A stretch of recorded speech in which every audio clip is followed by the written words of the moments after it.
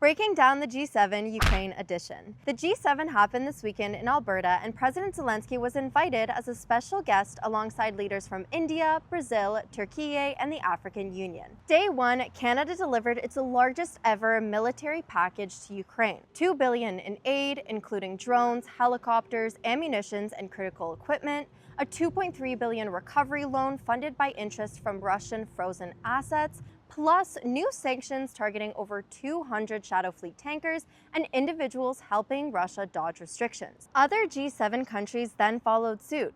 The UK, Japan, France, and the EU all agreed to ramp up sanctions. But here's the caveat: the US was not on board. Trump didn't want to increase sanctions on Russia and opposed issuing a joint G7 statement in support of Ukraine.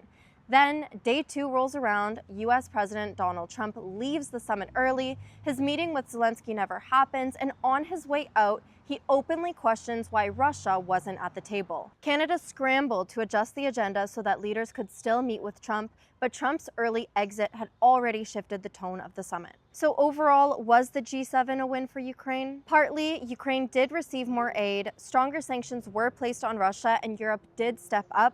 Zelenskyy was also able to meet with leaders like Macron, Starmer, Meloni, and Rutte, but the summit showed how fragile global unity is becoming. At the end of the day, no joint communiqué was issued. A communiqué is the official written statement that sums up what all G7 members agreed upon. It's symbolic, but also strategic, because it shows unity on global priorities. You'll often see similar communiqués issued at other major summits like NATO, the EU, and beyond. Now, heading into the summit, leaders really weren't expecting a joint communiqué to be issued. Everyone knew it'd be a tough sell, and Trump basically shrugged it off, calling it a formality, but it's not just bureaucratic fluff. A communiqué signals alignment, it shows unity, and the fact that one couldn't be issued, and especially why, is incredibly telling.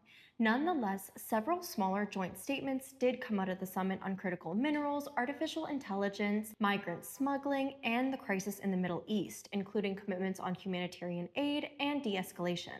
But some issues were just too divisive: climate policy timelines, global tax reforms, how to deal with China, and somehow Ukraine ended up on that list too. Regarding Ukraine, a smaller joint statement was signed pledging to expand sanctions and deepen support, but the US did not sign off on it.